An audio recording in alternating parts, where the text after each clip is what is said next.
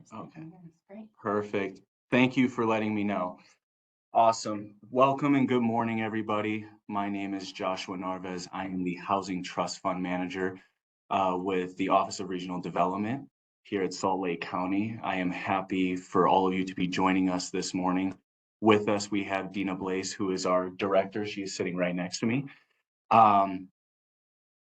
If you are not aware of what you registered for this morning, this is for the Coronavirus State and Local Fiscal Recovery Fund for Affordable Housing RFA. It is a mouthful, but we wanted to make sure we made it a point of where these funds come from. We're going to slowly go through the RFA. If there are any questions on specific sections, please feel free to just unmute and chime in. We want to be able to make sure everyone feels comfortable moving forward after this presentation. So hold on a sec, let me get this share going. Awesome.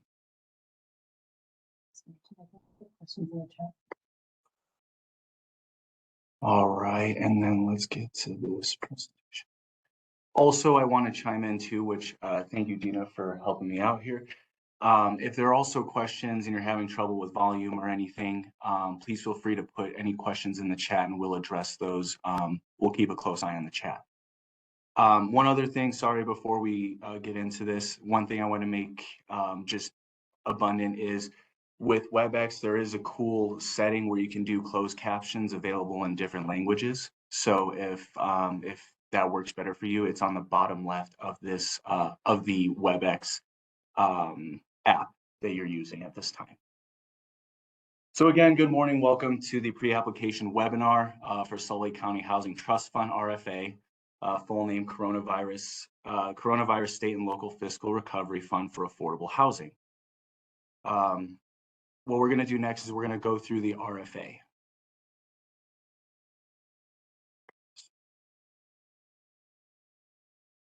Let's see.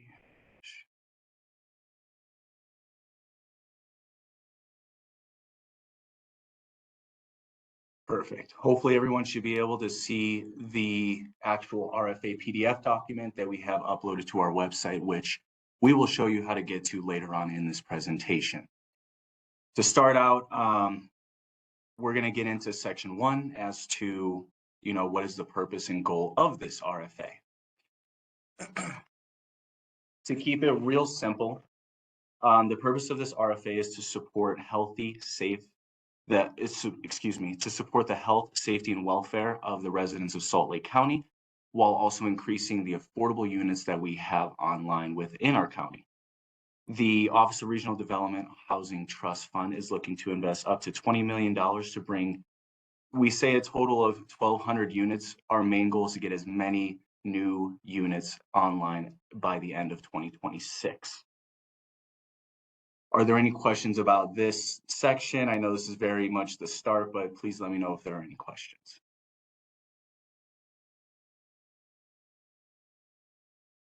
Okay, let's move on to section 2 now. So for our program general requirements, now, one thing to make clear, we have Salt Lake County's general requirements, but we also have the ARPA requirements, which will be described a little bit later on. So we make sure that for those that will be submitting proposals on behalf of this RFA, that they are following both our general requirements as well as the ARPA requirements that will be, again, stated later on. The biggest things I want to make clear within this section is the project needs to be entirely in Salt Lake County. I'm not sure if there's any projects out there right now that maybe have some unincorporated or maybe between two different counties, but for our requirement and for these funds to be dispersed to your project, the project needs to be fully in Salt Lake County. The other part of the requirements include, we're trying to bring more permanent long-term housing for low and moderate income households. We want to, again, make sure we're achieving, we say 1,200 units, but we do want to bring as many affordable units online to help those folks in need. And again, we want to get that out by December 31st of 2026. Again, comply with ARPA. That's where, again, we're getting the money from the federal government, so we have to follow ARPA. projects have to be able to demonstrate that they're able to obligate the funds by December 31st of 2024 and spend all the money by December 31st of 2026. Everyone will hear these dates. You will probably be tired of hearing these dates, but they are the most important dates that we will be going over in this presentation. One other thing that is really that we really want to make sure is clear that you're in good standing for submitting proposal, whether that's a good standing with Salt Lake County, our office, the Office of Regional Development, and the Housing and Community of Development within the Division of Salt Lake County. Any questions about Section 2?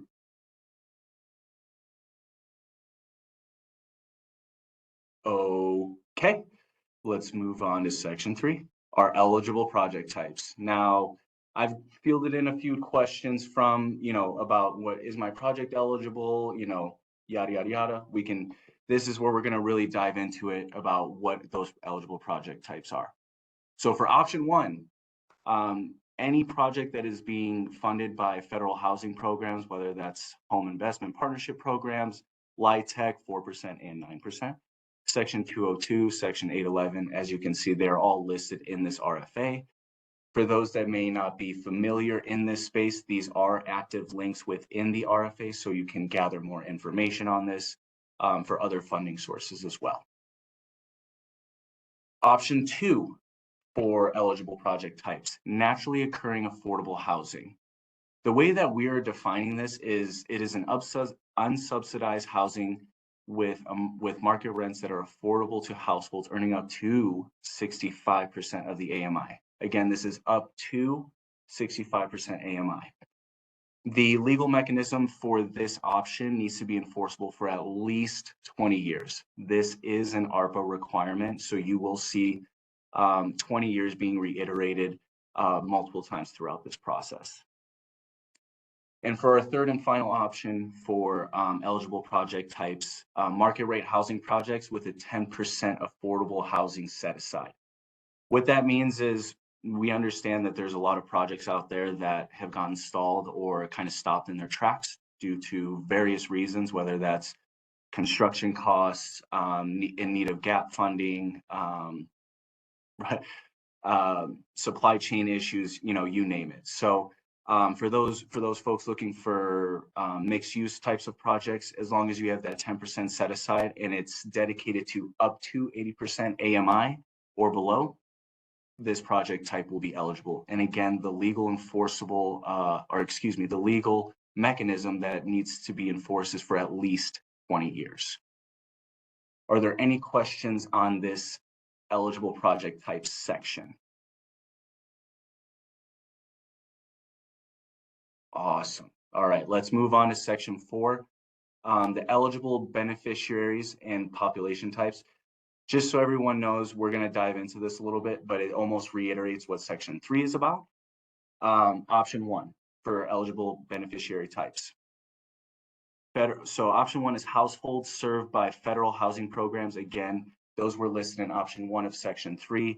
I believe there are 8 different options: home programs, LIHTC 4%, 9%, Section 202, Section 811.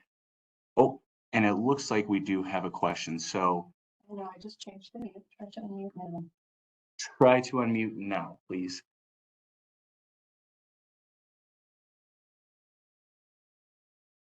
Hmm. See if I can solve this. Apologies, folks. It looks like we're running into some technical difficulties.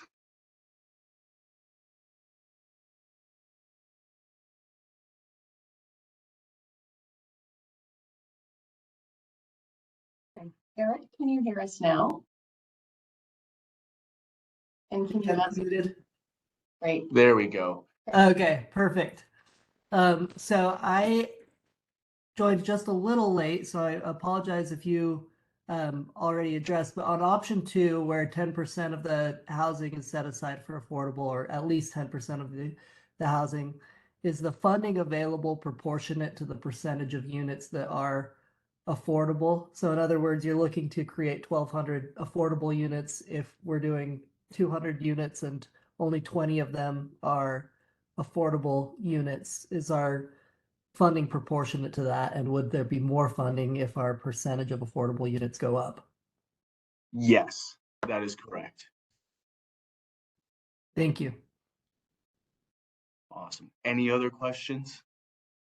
Please feel free to ask questions at any time, folks. We really want this, we want it to be informative, but we also would like you guys to feel comfortable when you guys leave the presentation. So if there's questions, please feel free to shoot a message in the chat, unmute and say, hey, hold on. I would like to ask this question. We would have no issues with that. We want to make sure, again, that you guys are happy and feeling comfortable with this. Josh, can I also just interrupt for 1 minute? Yes. There is an option if you are not able to unmute, please, in the lower tray of your screen, you should see a hand raised. If you'll do that, then I'll keep an eye out for those raised hands and we'll make sure we get your questions answered. Thank you, Dean. Thanks. Real team effort there. Love it. Awesome. So just to go over again, option 1, I know we briefly spoke on this, but for the eligible beneficiaries and population types, option 1, households being served by federal housing programs, whether again that's home, LIHTC, they're listed in option 1 of section 3. Option 2, households with an annual income at or below 65% AMI, right? So it reiterates that option 2 for the naturally occurring affordable housing units. Option 3, households with an annual income at or below 80% AMI. Again, we're trying to reiterate and show that we're going to be helping these populations, and this does mix with, for option 3, it is again for that third option in the previous section that has to do with that 10% set aside. As you will see below, as we scroll through the RFA, this, folks, I don't want anyone to get super hung up on this. This is just analysis that we provided in the RFA. So anyone that's submitting a proposal on behalf of this RFA, they can at least utilize this analysis for any sort of benchmarks when it comes to what is the 65% AMI on average for Salt Lake County, or 80% AMI for Salt Lake County. At least you have some sort of benchmark that we've done the analysis for. And please, as always, we do ask that you double check, right? Do your own due diligence. We are in the real estate world, so always keep us honest. Same thing with that table below with the rental income limits. We received this data from Novogradac, who also collected this data from HUD. So again, please don't get too hung up on this, but just utilize this analysis for your own projects. Any questions about section 4, the eligible population types?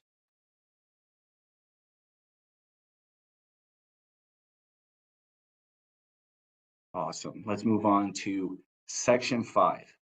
Now, this is another big one, folks. What we really want to make clear is this is almost reiterating what I mentioned earlier about following ARPA requirements, but also following Salt Lake County Housing Trust Fund, Office of Regional Development requirements for this RFA. So for this RFA, our eligible uses for the funds include real property acquisition, site improvements, and yes, that does include demo, which is fantastic. I know it's not the most expensive thing, but it's nice to not pay for something. Third, development hard costs. And fourth, rehab and adaptive reuse, which I'm excited to see any of those types of projects come through, but I feel like there's going to be a lot of rehab and adaptive reuse because we do have so many areas within Salt Lake County that are just underutilized or not being used at all. As we continue further in this section, ineligible uses, soft costs, developer fees, overhead and indirect costs, debt service payments, deposits into reserve accounts, and supplanting existing funds. For those that did not know what supplanting means, I actually did look up the definition. It basically means to replace and supersede those existing funds. So if you already have a line of credit or you already have a loan, you can't take the funds that we award you and replace those funds in order to, get rid of maybe a higher interest rate on that specific loan. And any questions on the eligible and ineligible uses of the funds for this section? Do you see any hand raised? All right, we will move on through section 6, eligible forms of assistance. Now, I'm happy to share with everyone, we are offering grants and loans. So we do have a couple of options, but before we jump into each option, I want to discuss this table right here, our grant/loan max per affordable unit. These numbers are not just random. They're not completely arbitrary. I didn't say, hey, Dina, can you just tell me some random numbers that we think would work? We put in a lot of thought into this process because not only do we want to bring more affordable units online, we also want to make sure we're being the most efficient with the funds, right? So the way that we kind of came up with these numbers is we did an informal analysis to find out the average unit size for micro, studio, 1, 2, 3+ bedrooms. We also did an informal analysis of average cost per square foot, where we talked to some contractors out in the field and kind of got their wheelhouse number. And based on the analysis that we came back with, we're at $240 a square foot. Now we understand some people are going to be higher, some people might be right around 240, some people might be below. That's okay. We're still going to use the benchmark of 240 for our average cost per square foot. And then we also multiply that by a grant or loan percentage factor. So as you can see, for micro and studios, it's a bit of a lower amount. This is where that grant and loan factor percentage comes in. We are trying to have more 1, 2, and 3+ bedrooms, bedroom affordable units brought online by the end of 2026, which is why you see a big jump in grant or loan amount per affordable unit. Are there any questions specifically to that table before we move on to the grant and loan awards? I don't see any hands raised, but we do have a question. Awesome. Okay, there's a question of what is the definition of a micro unit? And we can tell you that we are defining a micro unit as a unit that has an estimated square foot of 350 square feet. Studios, we're looking at a larger 565 square feet as an average. So you may have units that are going to be in between that amount, and we would round up to the appropriate unit type based on the average square footage. Does that answer the question? I give you a thumbs up emoji. Yeah, I don't see any follow-up questions. Yeah, I have yes, thank you. All right, great, thanks. Awesome. You know, we appreciate the questions that you're asking us today. We're actually going to be posting those on our website as part of an FAQ as well. So if you don't sort of get all the answers you need today, we will be posting those on our FAQ page on our website. Thank you. Thank you, Dina. Awesome. So as we move forward in this section, again, we offer a grant and or a loan. So for our grant award, the amount is based on that table that we just went over above. So depending on how many affordable units you have and all that good stuff, that's how we're going to determine the grant amount. For the security, we do need a grant agreement and a deed restriction. So again, that enforceable legal mechanism to make sure that we're going to hit that 20 years ARPA requirement. The dates, again, it needs to be obligated by December 31st of 2024, and it does need to be spent by December 31st of 2026. Hopefully you all are not tired of hearing it, but these are essential dates, and you're probably going to hear it a million more times throughout this process, so please be patient with us. So Josh, I'm going to bring a clarification here that all the applicants should understand that if funds are not obligated by December 31st, they have to be returned to the Treasury Department. So an obligated, according to Treasury, means that you have a contract in place for the expenditure of those funds by the end of 2026. And if you have unspent funds at the end of 2026 that have been obligated by the end of 2024, those funds will be returned, have to be returned to Treasury as well. So we'll talk about that again later in this, but I just wanted to make sure everyone understands what obligated means in the eyes of the Treasury Department. And that is a contractual agreement to spend those funds. We have a raised hand, it looks like, I think.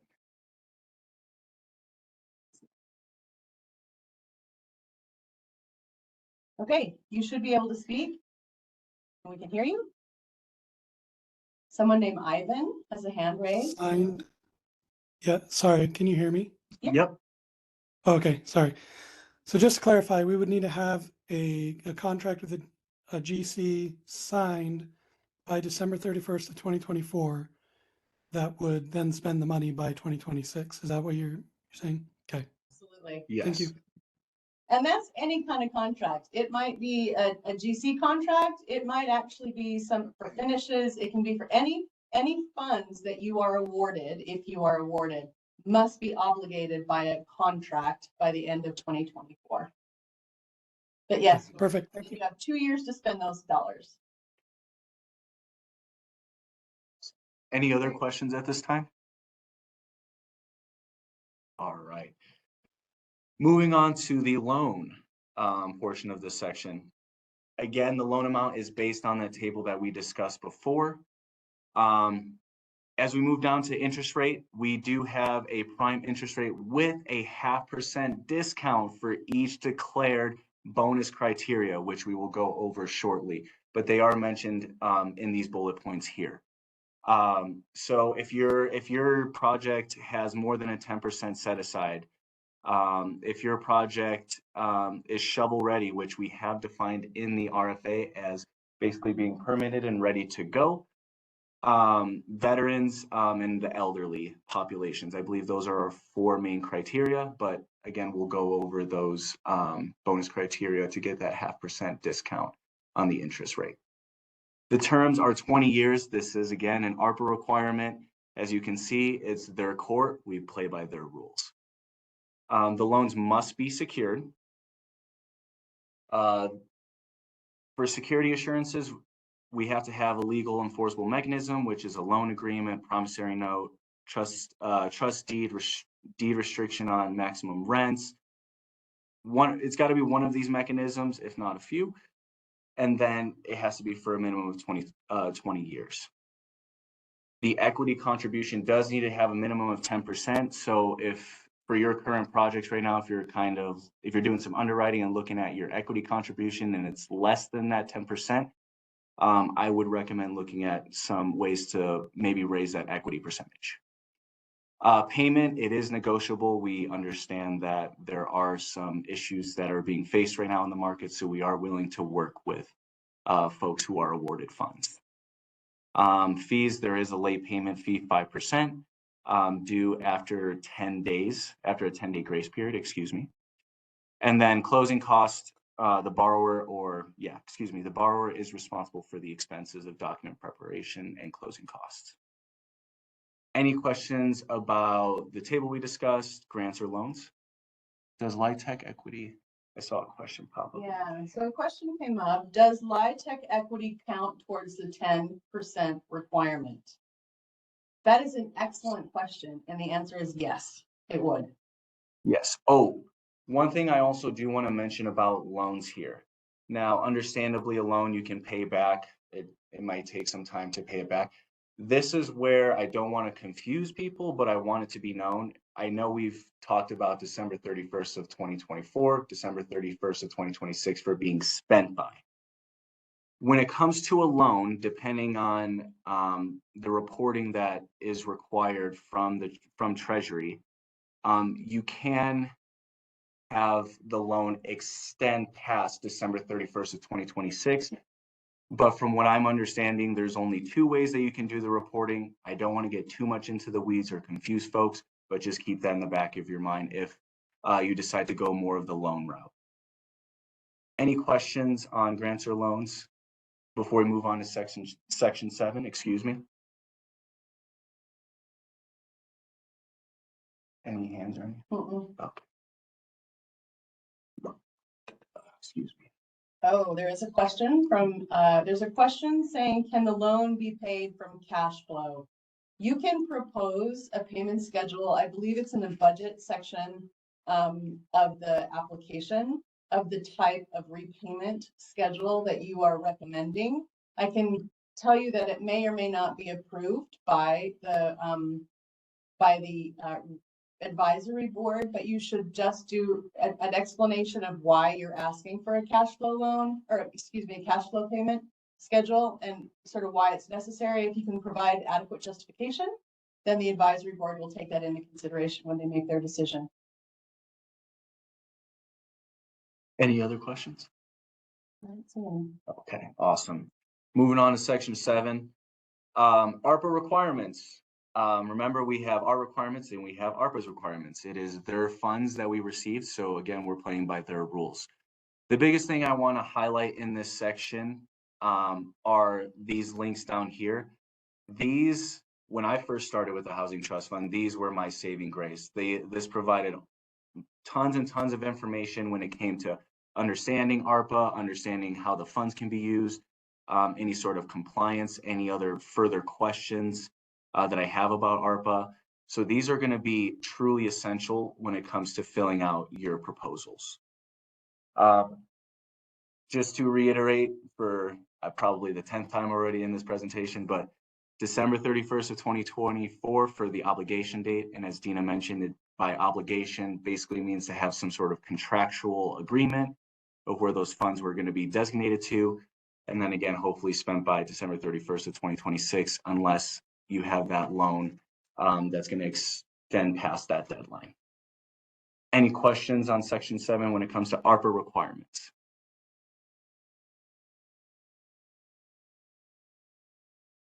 All right, we're going to keep on rolling then. Additional funding requirements, section 8. Let's see. So this section is just reiterating specific dates, which we will actually go over a little bit more. But as Dina mentioned, if the funds are unobligated by December 31st of 2024, the funds need to be returned to the county by January 15th of 2025. And if the funds are not spent by December 31st of 2026, we do have the date later, I believe it's 2020. 27. Yep, 2027. They have to spend it, they have to return it back to SLCo County, but I think it's early January of 2027. Right. Any questions on this section for additional ARPA requirements? No. Sweet. We're going to keep rolling then. Awesome. Section 9, my favorite section. The reason for this is because I love to know dates. I love to know deadlines. I need to know when I need to get things in. This we're going to go into in a lot of detail. So if there's any questions, please feel free to stop. As you can see, we have our schedule posted in the RFA. Right now, it is February 16th, 2023. We are in the pre-application webinar. Again, we're very appreciative of everyone being here and at least listening to us. The second big date that we have coming up is February 23rd, which is that a week from now? It is. It is a week from now, so be prepared. The letter of intent, please, please, please remember this. Letter of intent is required. If you do not submit a letter of intent by this time, February 23rd at 11 p.m. Mountain Standard Time, your proposal will not be reviewed. Hopefully everyone's okay with that, but we want to make sure we're utilizing time wisely, right? The second big date, final date to submit questions. Again, as Dina mentioned, we have a link which we will show you on our website in which you can ask questions for the RFA. That deadline is March 2nd. The time it closes at that day is 11 p.m. Mountain Standard Time. And again, we will post answers and everything on our website, which we will show you shortly here. Huge date, right? If you want to make sure you get some funds, application submission deadline. Late applications will not be accepted, right? So if you don't have a letter of intent in, will not be accepted. If you submit your application at 11:01, 11:02, I'm sorry, I'm going to have to be the bearer of bad news. We will not accept the application. We do need to update this, and I do apologize. We ended up having to add a few more Housing Trust Fund Advisory Board meetings application presentations and funding recommendations, just because we anticipate hopefully a lot of proposals. So we will have to sit down with our review board more than just on April 13th. I believe we have an additional 3 Yeah. meetings. We have 3 actual meetings that are being held for our advisory board, which is the review panel for applications. So we will actually include those in the FAQ section of our website. Those dates were added after this RFA was issued. So we will post a clarification for those dates on our website after this webinar. Any questions about timeline or table as we move through this section? There was a question that came in as, will this webinar be available to view later? Yes. Yes. Recorded. So it will be uploaded again to the Housing Trust Fund website. So you can watch it at any time after today. Awesome. Look at that. We got so many exclamation Yeah. marks. I'm loving the energy this morning. I wish I could just see everyone. Eric has another question. If you want just a moment. Sorry about this, Eric. I think you should be able to unmute now. Yes, thank you. On the letter of intent, is there any specific information that you want as far, like, do we need to designate which options we'll be performing under? Eric, you're asking an amazing question, and actually you're getting ahead, which I love what you're thinking. After we go through the RFA, we'll go through each appendice, which the letter of intent is Appendix A. So I'll show you where you can locate that on the website and what needs to be filled out. But to answer your question now, yes, it'll ask you eligible, what project type, it'll remind you of the eligible project types, and making sure that you're following the general and ARPA requirements. And we should let you know that those meetings of the advisory board, the review committee, the application review committee, are public meetings. They will be noticed on the Utah Public Notice website. And once those applications have been reviewed and the review committee's recommendations have been established, we will take those recommendations to both the mayor's office as well as the county council for review and consideration at a public meeting, which right now we're anticipating that would be April 25th. If we get a lot of applications and it requires more time, we will push that public meeting to the 2nd of May. But again, we will be posting an updated calendar on our website after the webinar today. Any other questions before we continue through section 9? All right. So Eric, I still see a hand up. Do you still have a question? I'm gonna unmute you. Oh, no. Okay. He just really wanted to make sure he got Yeah. the question up. Thank you, Eric.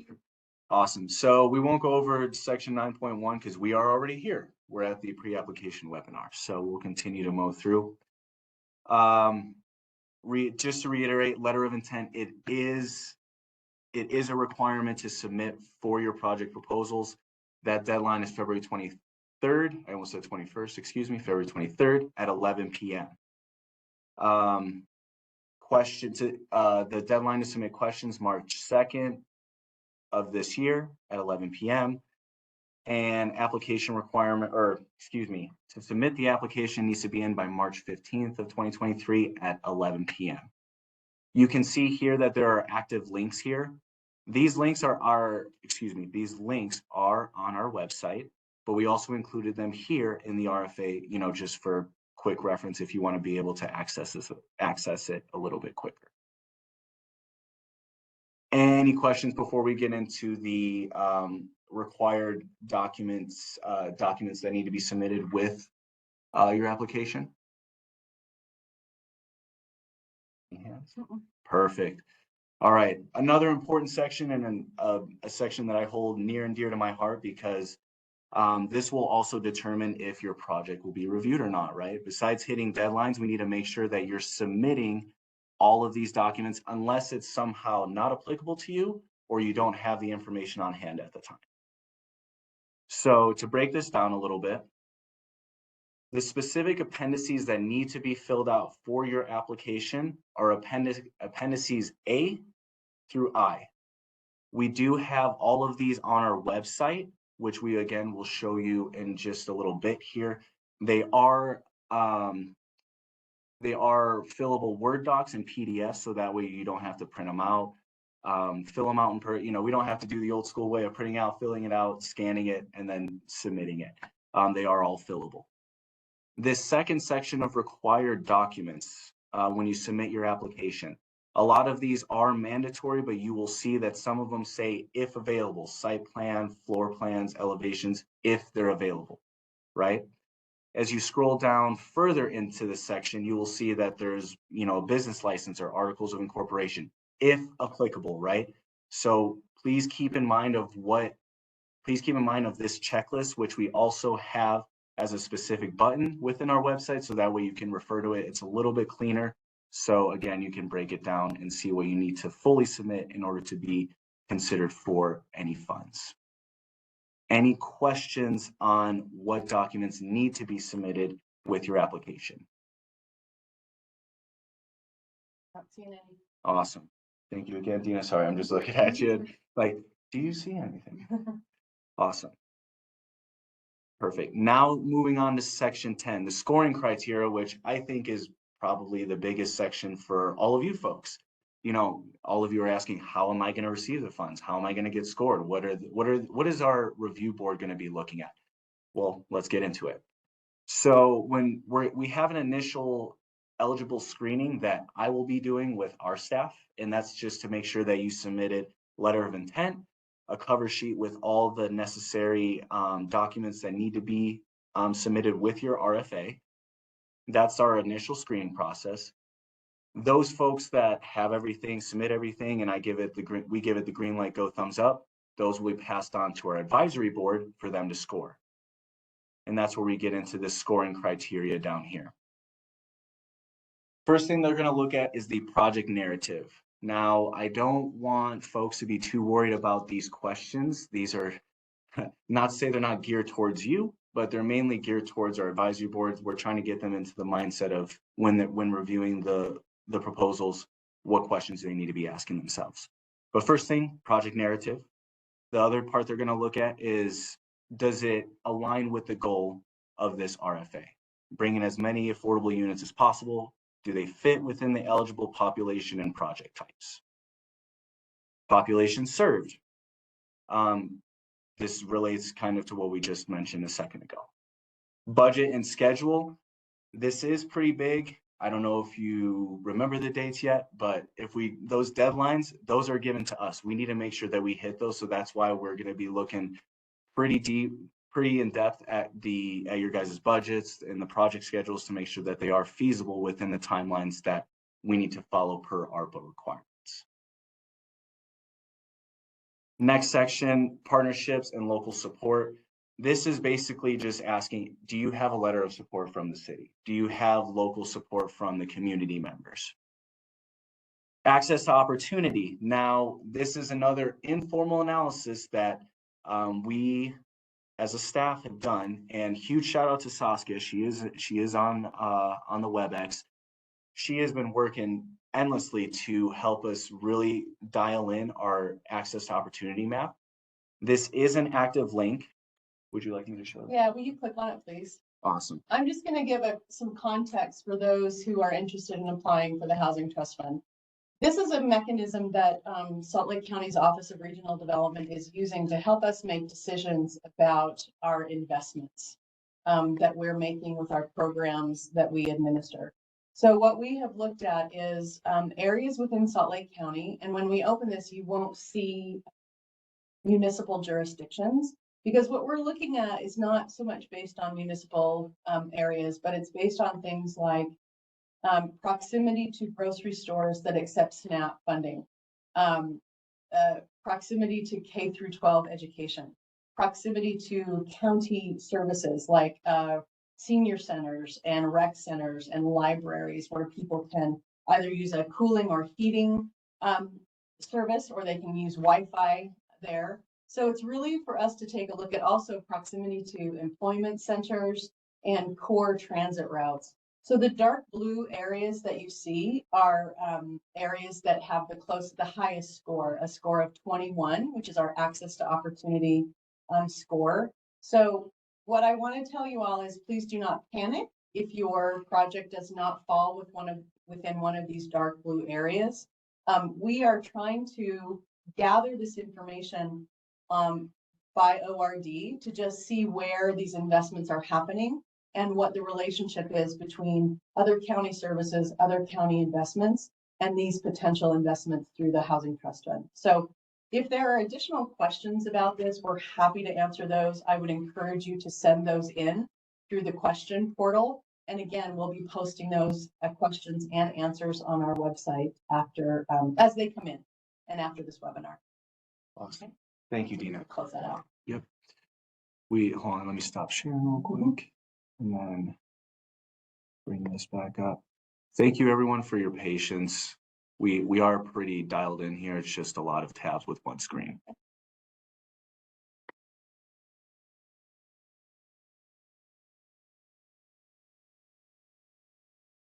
Awesome. So everyone should be able to see the RFA again. Cool. Before we get into the bonus scoring criteria, are there any questions about the main bulk of what our review board's going to be looking at and scoring your proposals on?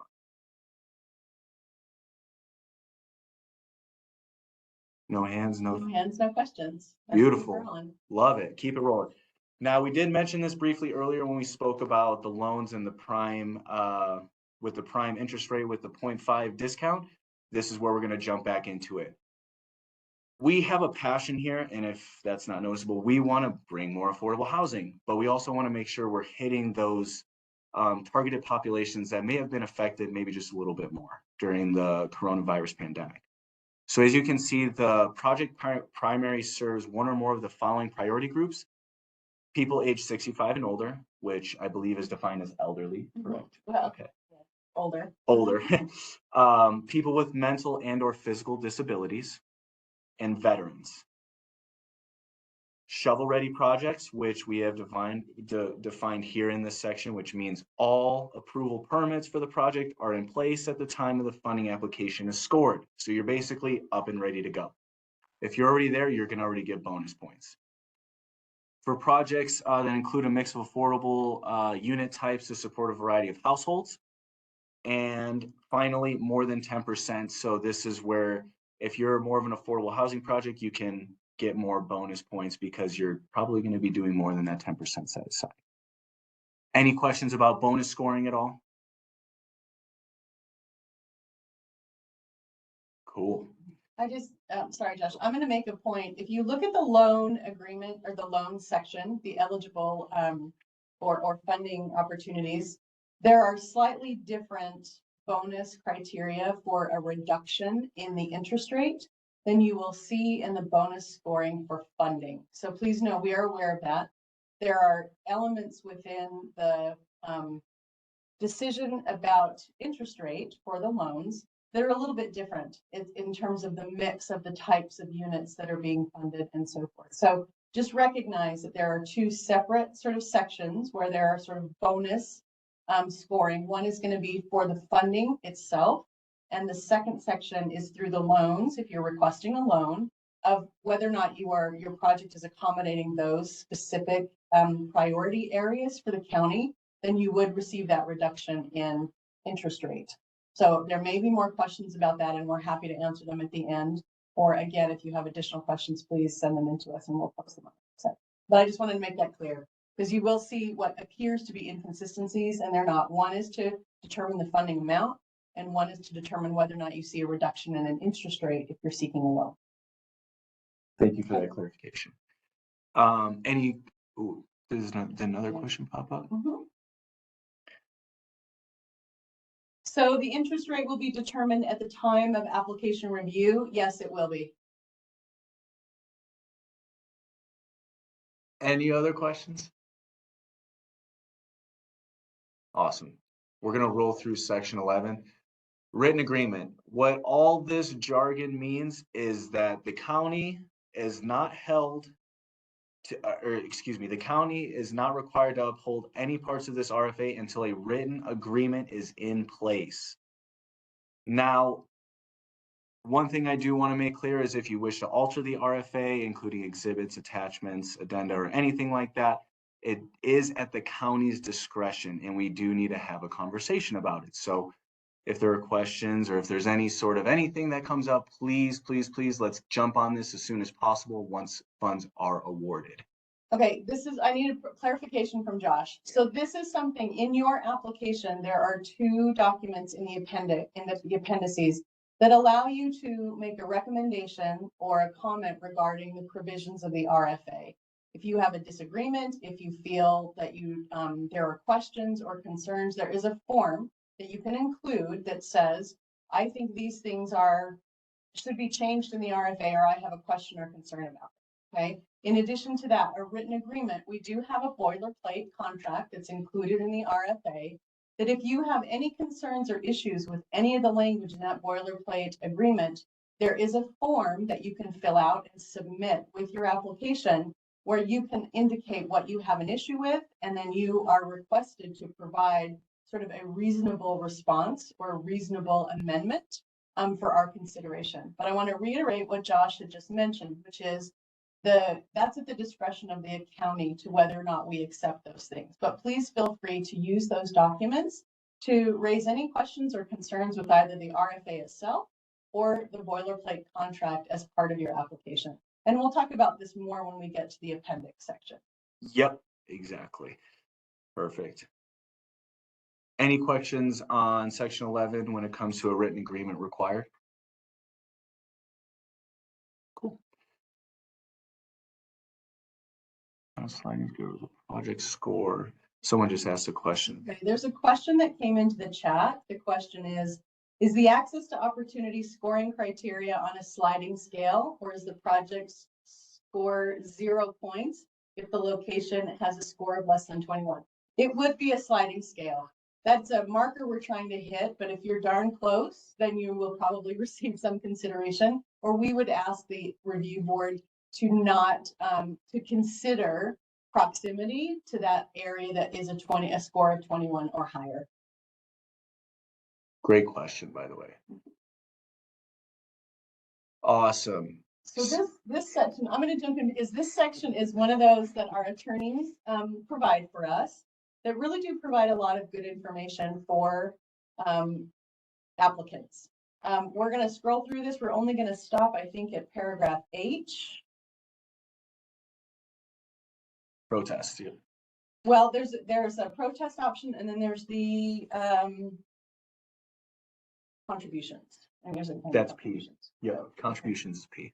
Do you want me to scroll on? Yeah, we can keep scrolling. So this is all total boilerplate kind of information that we need to include in all of our RFAs to make sure you're aware of this subject of RAMA. This can be these documents. When you submit documents to the county, they are subject to Government Records Access and Management Act. We do have another form, a business confidentiality form, that will be available in the appendices. Please don't scroll. That is available in the appendices if you feel that there's a portion of your application that should be subject to that. And those elements of what's allowed to be subject to that idea of business confidentiality are spelled out in state code. So we will not accept a document that says my entire application is proprietary and should not be shared.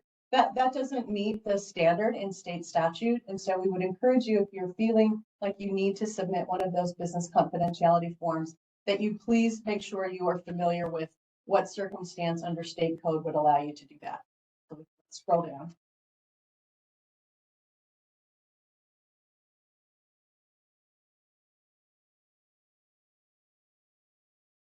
So I want to stop here at subsection P, which is campaign contributions. Folks who receive funding from Salt Lake County are subject to campaign contribution limits within county code. So it's important for us to point this out. You need to be aware of it so that you don't inadvertently get into a problem with it if indeed you are awarded funds.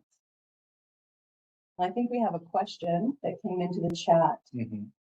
It appears that most of the base scoring is subjective. Is this intentional? This makes it difficult to understand the viability of our applications against other applications. So what I can say is, yes, it is somewhat subjective. when you start looking at the elements, the appendices that are fillable documents that you have to fill out, we are asking for general information, project narratives, how you're handling any services to eligible recipients and eligible beneficiaries that might be in need of case management and wraparound services. So yes, we are asking you to describe what you're doing to achieve the goals that the RFA is trying to accomplish, which is the number of units being increased within the county that are affordable and the subject and the eligible populations that we're trying to accommodate. So put your best foot forward is what I would say, and provide the most detailed and concise and specific information that you can that is going to tell the story to the review committee about what you are trying to accomplish with your project and why it warrants consideration for funding. Great question. Any other questions? No, not that I can see. Awesome. Section 13, insurance requirements. We could go over these, but I'm assuming that everyone could understand that these are just basic requirements from the county, from what I'm understanding. And we have a hand raised. Ivan? Oh, I'm sorry. Ivan, you should be able to unmute. Thank you. Okay, can you hear me? Yep. Yes. Awesome. Sorry, I want to go back to the loan grant issue. Just two questions. One, is there anything that would qualify an application for a grant versus a loan, or is it just we make a request? Well, one of the issues, that's a really good question. And one of the issues that we have been talking about and struggling with is if you're in a LIHTC project, is your basis going to be messed up, you know, or altered because you receive a grant, a federal grant, as opposed to a loan. So that's one of the reasons we made the loans available. You as an applicant can request either a loan or a grant or both. And we are going to trust that you understand your financing structure and that you understand the ramifications of a grant or a loan. We're going to, that onus is on you to determine what is best for your project, for you to be able to accomplish the goals and the project that you sort of sent forth to us. Does that answer your question, Ivan? Yeah, that's perfect. And so potentially the entire amount of money could be given out as grants. Yes. Yes. Yes. Okay.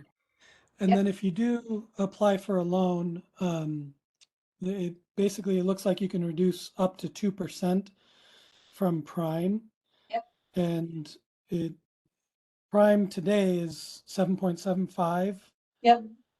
As of February 2nd. Okay, so we're looking at the right number. All right, so it'd be just under 6% if it was today and you got the 2% reduction. Yes. Yep. Okay, perfect. Thank you so much.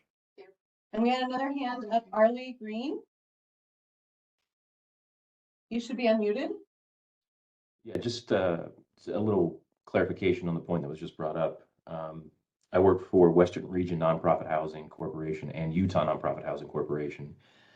In the past, we've utilized similar funds like this, and if the county would be amenable, or anyone else that's on the call, we have utilized grant funds in this sort of situation where the funds have been awarded directly to the nonprofit, and then the nonprofit has loaned it as a 0% interest loan to the property, which avoids the basis issue for a tax credit project, just as an example for everyone.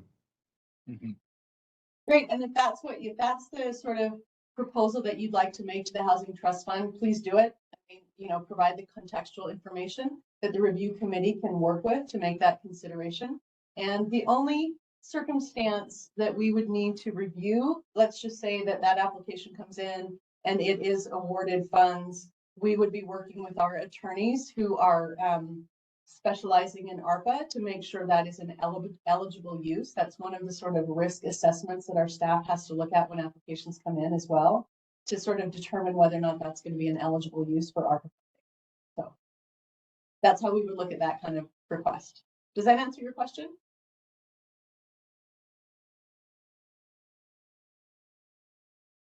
Give you a thumbs up. Right? I think we're good. Okay. We did have a question that came in. Are grants due at sale or change in use in the future? I am assuming your mean, is there a payback? When you say are grants due, Marcy, if I can unmute you, if you can clarify your question, that would be helpful. You should be able to unmute. Grants were often made, but they were due at time of sale or change in use. So if you refinanced, the Mhm. funds could become due back. So, or you had to recommit. So that's really the question. Or does it just fall off over a certain period of time like home funds do? So, okay, so there's two different things. If you're requesting a grant and you happen to receive a grant for this, if the grant is for construction costs or whatever, when those construction work is completed, you're done. The deed restriction will be maintained for the affordability period of 20 years, but there's no clawback of the grant unless we find that the grant was not used for an ARPA eligible expenditure. So that's the only reason that funds would come back, or you would have to repay that grant back to the county. Does that answer your question?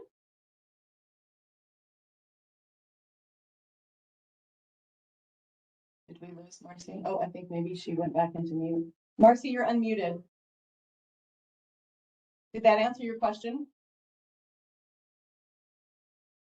It did, Dina. Thank you. Okay. Sorry about the delay on the technology. I appreciate your patience.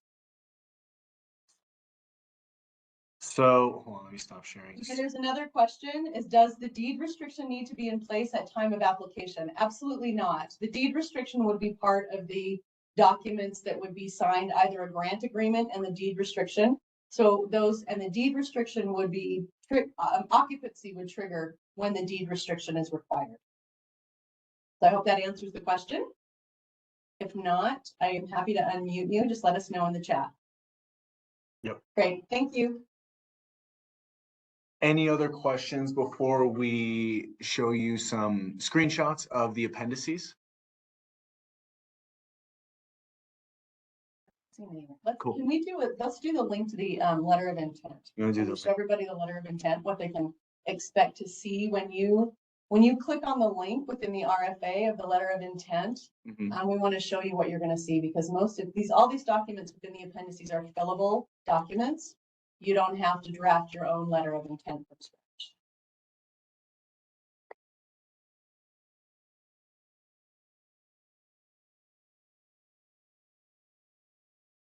So just be patient. We're trying to pull it up and share it on the screen now. Oh, there we go.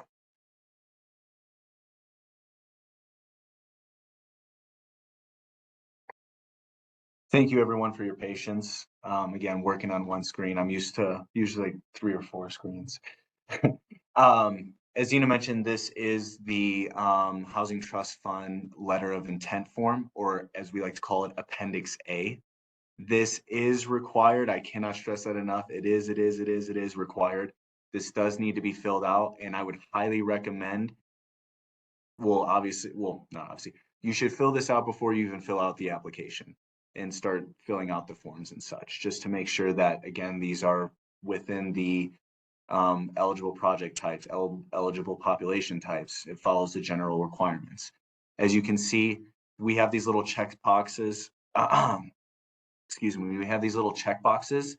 I forgot who asked the question earlier, but yes, if you're saying, hey, my project fits the general requirements, awesome, you check that box. We have these little boxes throughout the entire letter of intent, so that way you can not only check for yourself, but also check to make sure that you're following the requirements of this RFA. Once you find out that all are applied, you can put in your information. We'll Housing Trust Fund, yada, yada, yada. Yep. You fill out all this information, which is usually your information. You let them know about, possible population types that will additionally be served, all the additional information. As Dina mentioned, you can do a grant, a loan, or both. You describe what the funding sources will be used for. You click submit, and your letter of intent shows up in my inbox saying, hey, so-and-so submitted an LOI. So that small box just above the submit button, I would strongly recommend you click on that. What that will do is it will send you, when you hit submit, it will send you a record of your letter of intent that is then submitted to Josh for consideration. So this is going to be an option on any of these fillable sheets that we use with Smart Sheets. And you need to realize that you can't stop in the middle of this form, and it's noted at the top, and come back to it later. So please make sure you've got all your information ready to go before you fill out this form. And again, this is basic general information just to do two things for us. To help us understand what we can expect in terms of the number of applications that we're going to need to review and consider. And then also just to get a sense of sort of the geographic distribution of projects and some just general information that we're going to be using internally for that planning.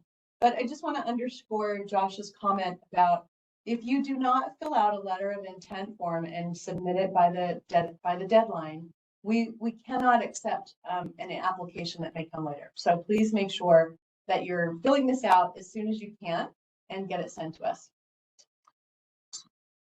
We want to go over the application cover sheet, appendix B. Absolutely. Okay.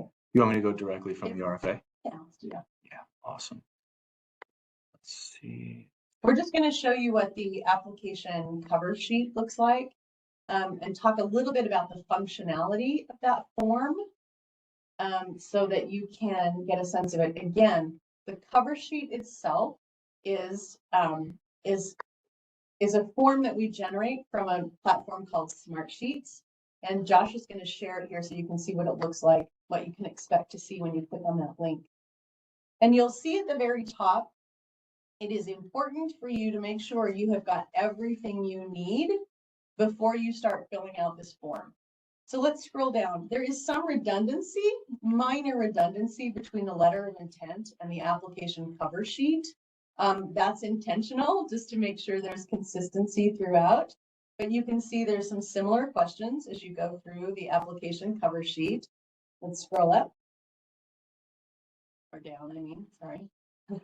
We never dialed that one in. Yeah, did we? that's We'll get that one. an additional thing. Okay, let's go. Keep going. Awesome. Okay, this is the critical part. As Josh mentioned, there are several documents, 7 of which have been produced by the county that are fillable forms for you to complete.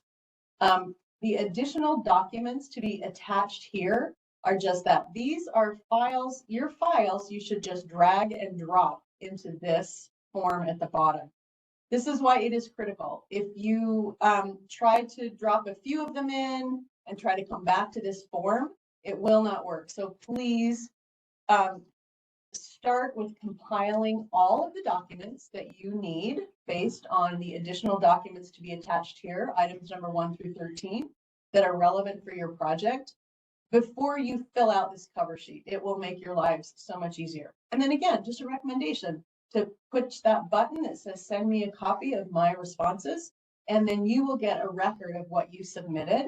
So we strongly recommend that you do that. And I'm wondering I'm sure there are going to be questions about this, maybe not today, but again, please feel free to submit questions to the question link on our website, and we'll post those to the website whenever they come. So I'm going to give a minute here to see if there are any questions that are coming up in general. I didn't see any popped up for any No? for appendix Okay. B. Great. Let's go through C. Awesome. Let me pull. We have those slides. Yep.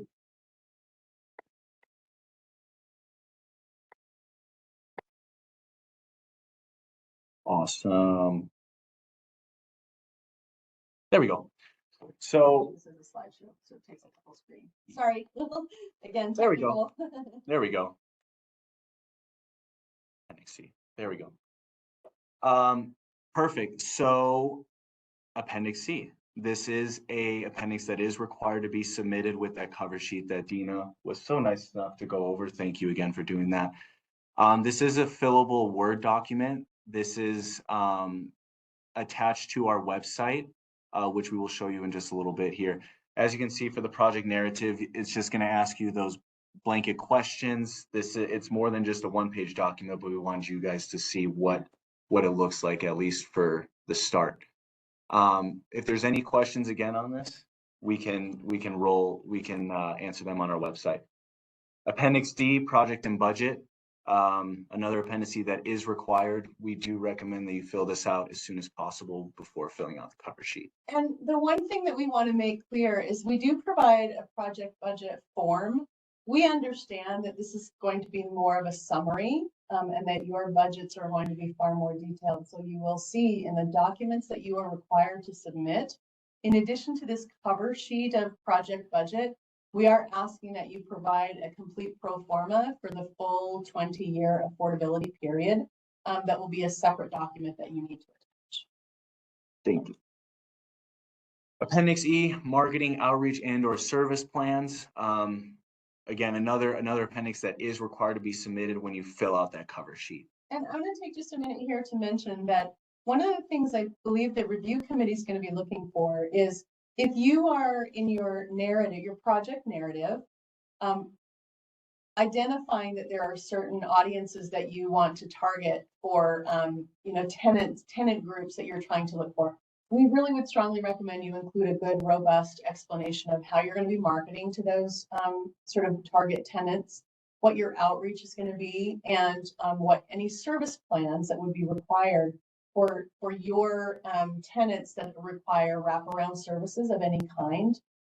We just want to make sure that we have a sense of how you're going to be approaching this in order to understand how the likelihood of success in your program. So please take advantage of this opportunity to share that information with us. Yes, please. Any and all information is very happily accepted. Appendix F, completed affordable housing projects. Now, one key thing here that I wanted to mention is when filling out this document, you're going to submit one Appendix F form for each affordable housing project in the last 7 years. That's what I wanted to make sure I got that right. Perfect. So, for each project, you're going to fill out one of these. So you might fill out one, you might fill out two, you might fill out three. However many projects you've had for affordable housing in the last 7 years, make sure you fill out one for each of those, please. Appendix G, environmental compliance practices, vendor compliance statement, and non-debarment certification. Oh wait, we got a question about the Ashley. Does that include projects outside the state of Utah? Yes, Yes. you can include projects that you've done outside of Utah. We recognize that not everyone on this call or those interested in applying for the trust fund will have only done projects in Utah. That's one of the reasons why the form requests some contact information for someone that was involved in that project, that we can reach out to them and just get an understanding. So please share as many projects as you want. There's no page limit for these applications, and we'd really love for you to be able to share as much information you can about successful affordable housing projects that you've done in the past. It's a good question. Thank you.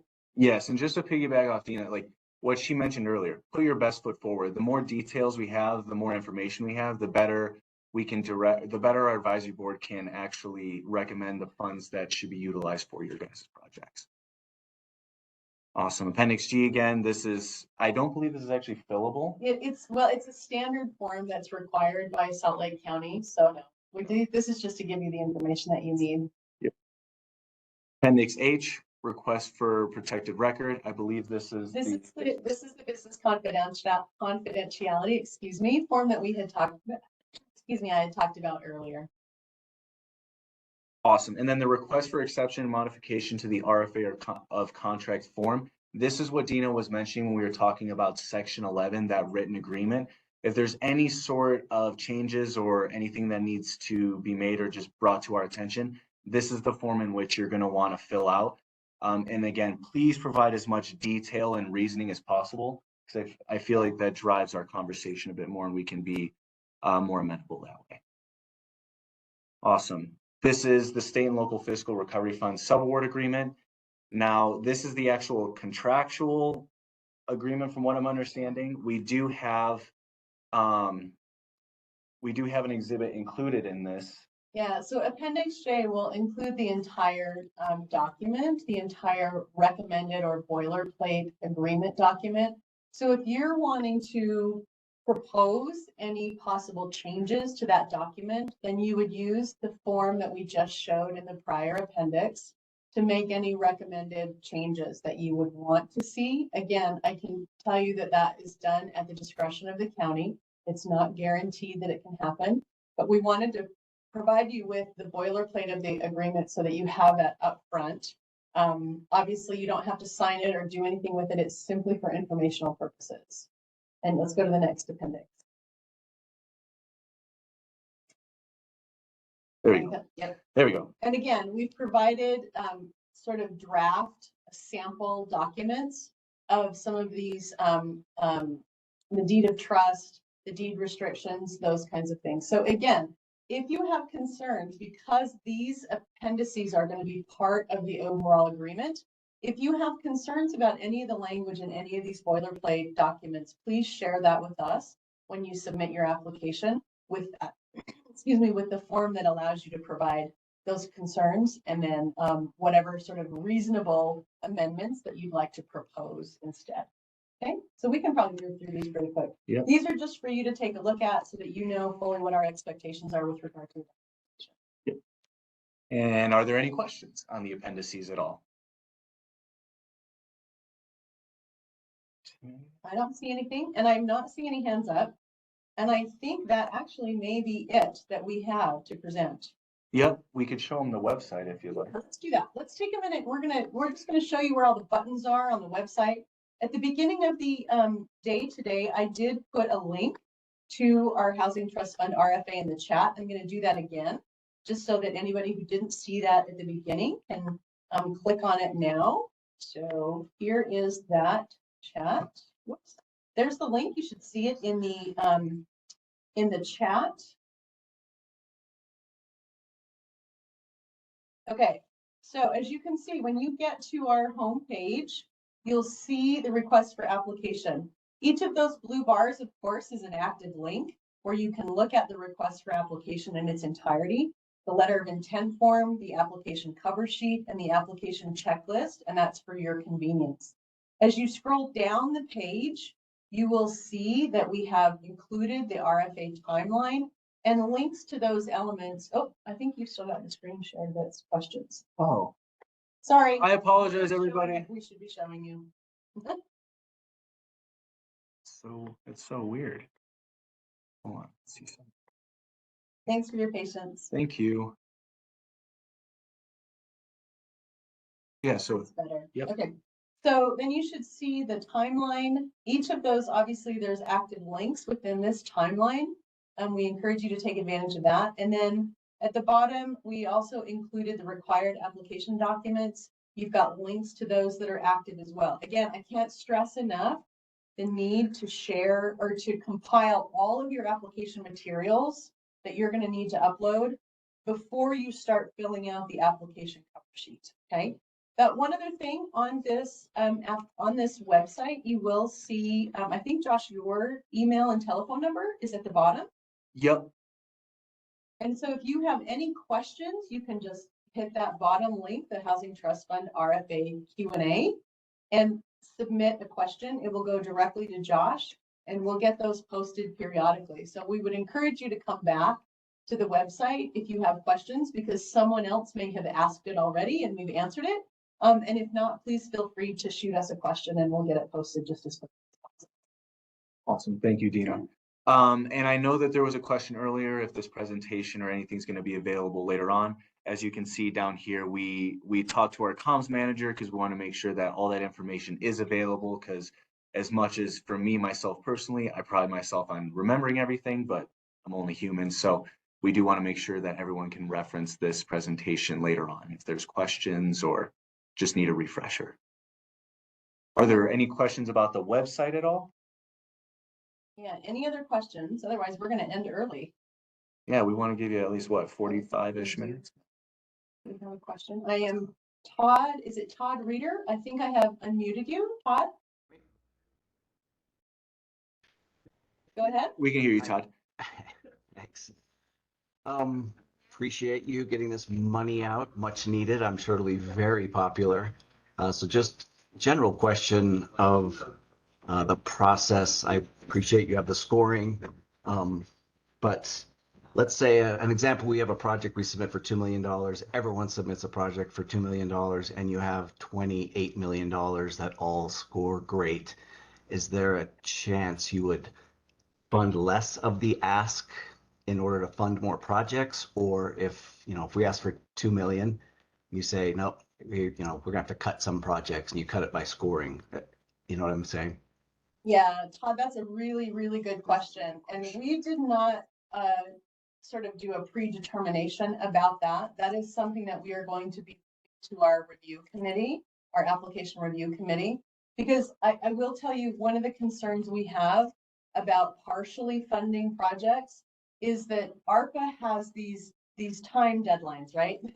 Has to be obligated by the end of 2024 and spent by the end of 2026. So the one thing we don't want to do is sort of give partial funding that then would delay a project being able to be completed, because then we would just have to pull all that money back. The applicant will lose that money if they can't obligate it. So our review committee is aware of sort of this interesting dynamic we have with ARPA funding. So they're going to take that into consideration when they look at the applications.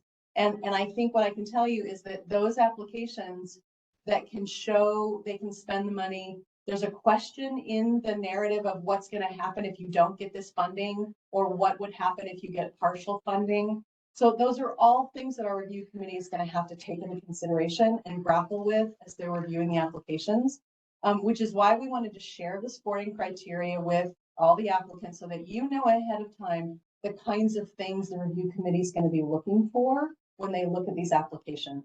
So the short answer to your question is they may choose to not fund a project because it did not score as high as other projects.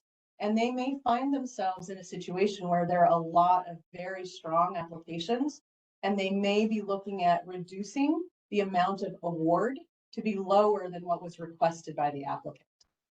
So I wish I can't give you a definitive. I'm just trying to provide the context in which the review committee is going to be making those determinations. So does that answer your question?